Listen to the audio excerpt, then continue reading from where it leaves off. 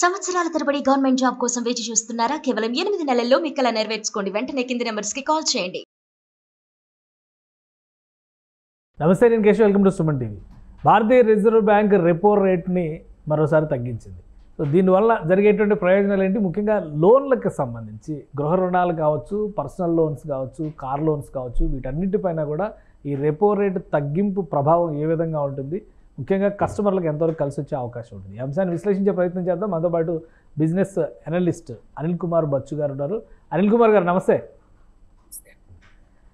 ఈ repo rate తగ్గింపు ఏంటి, ఏ విధంగా ప్రభావం చూపిస్తుంది?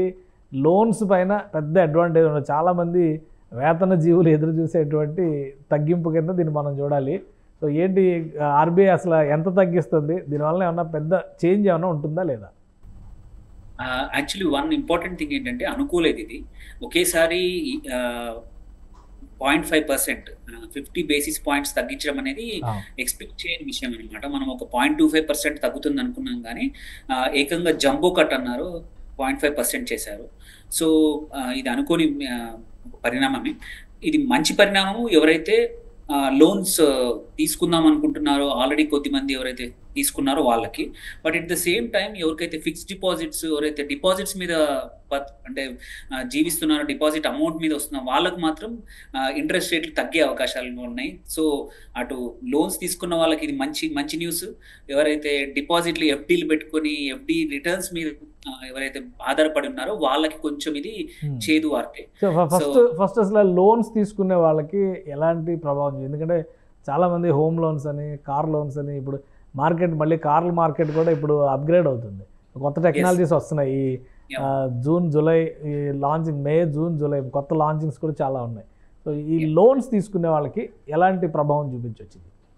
ఫస్ట్ తప్పకుండా లోన్స్ తీసుకున్న వాళ్ళు ఎవరికైతే ఉందో బారోయింగ్ కాస్ట్ అంటే ఇంట్రెస్ట్ రేటు, వడ్డీ రేట్లు మాత్రం తప్పకుండా తగ్గే అవకాశాలు ఉన్నాయి. ఇందులో కూడా ఏంటంటే 2 రకాల లోన్స్ ఉంటాయి. మన ఫ్లోటింగ్ రేట్ ఇంట్రెస్ట్ రేటు ఎవరైతే తీసుకున్నారో వాళ్ళకి అది హోమ్ లోన్ అయి ఉండొచ్చు, ఆర్ కార్ ఆటో లోన్ అయి ఉండొచ్చు, ఆర్ పర్సనల్ లోన్ అయి ఉండొచ్చు. 3 కూడా ఈ రేట్ కట్ వల్ల నెక్స్ట్ 2 to 3 months, బికాస్ బ్యాంకులు ఏంటంటే ట్రాన్స్మిషన్, ఈ రేట్ ట్రాన్స్మిషన్ అనేది టైం తీసుకుంటున్నాయి.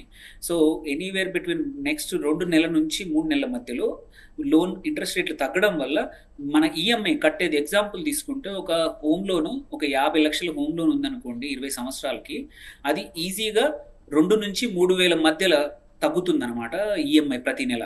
సో ఇన్ ద ఎండ్ మనం చూసుకుంటే చివరికి 20 సంవత్సరాలకు చూసుకుంటే మాత్రం లక్షల్లో మనకు సేవింగ్ మాత్రం అవబోతుంది. దీనివల్ల ఇమ్మీడియట్గా మాత్రం వితిన్ 15 days అయితే అవ్వదు, ఒక 2 to 3 months లోపల బ్యాంక్స్ అన్ని స్టార్ట్ చేస్తున్నాయి తగ్గించడం అనమాట.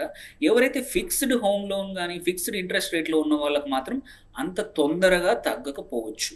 సో ఇంకా టైం పట్టే అవకాశం ఉంది.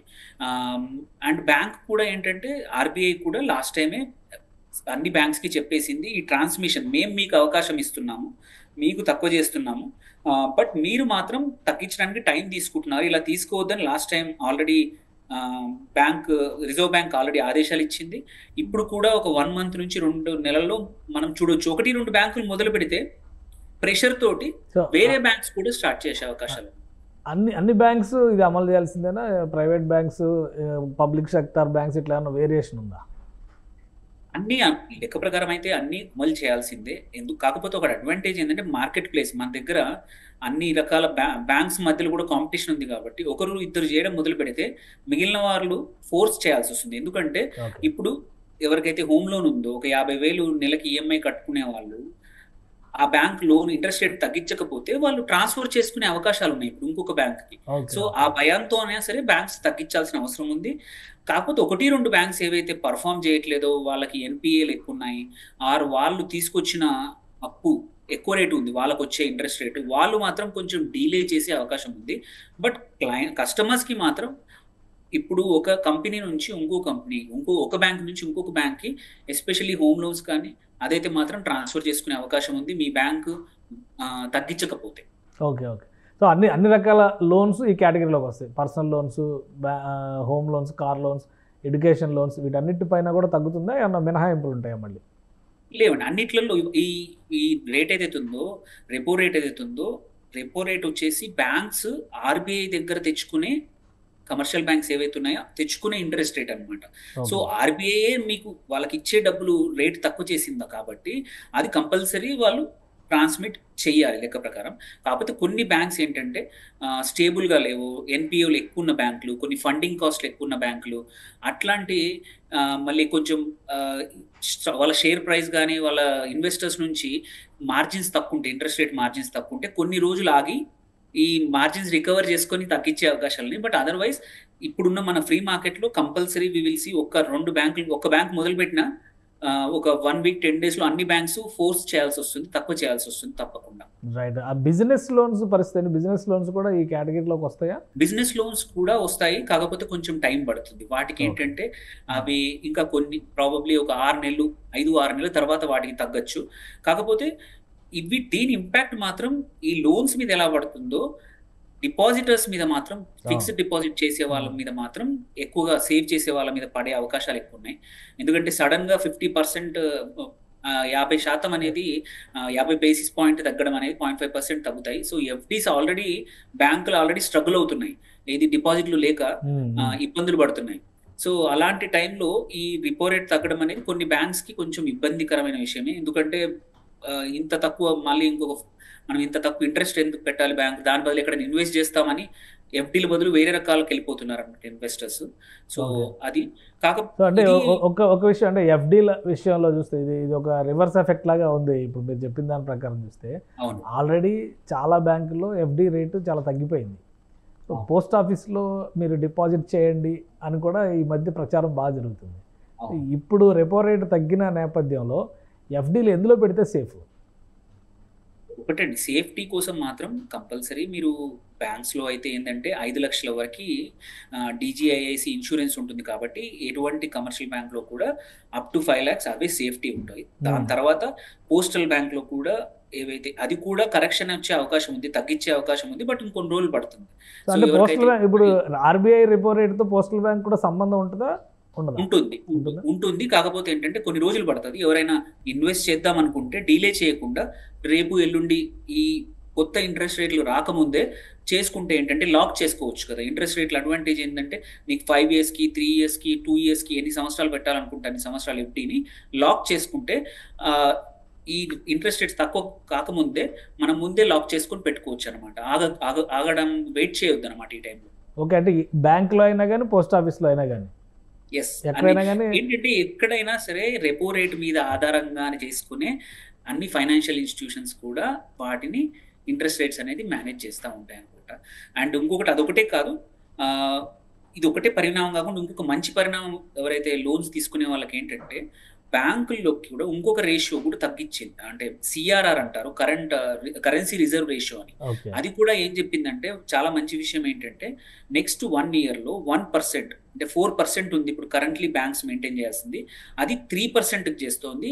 ఎవ్రీ క్వార్టర్ 0.25% తక్కువ చేయడం వల్ల బ్యాంక్స్కి అప్పు ఇవ్వడానికి ఎక్కువ అవైలబిలిటీ ఉంది. సో దీనికి వచ్చేసి ఈ రేట్ కట్ అనేది చాలా, అందుకే మార్కెట్స్ కూడా ఇవాళ నియర్లీ ఒక 1%, 0.7% అన్ని పెరిగాయి. ప్రైవేట్ బ్యాంక్స్ జనరల్గా ఏంటంటే రెపో రేట్ కట్ వల్ల బ్యాంక్స్ యాక్చువల్లీ తగ్గుతాయి, కానీ ఇవాళ మాత్రం CRR కూడా తగ్గడం వల్ల రేట్లు పెరిగాయి, మార్కెట్స్ కూడా మంచిగా పెరిగాయి అనమాట.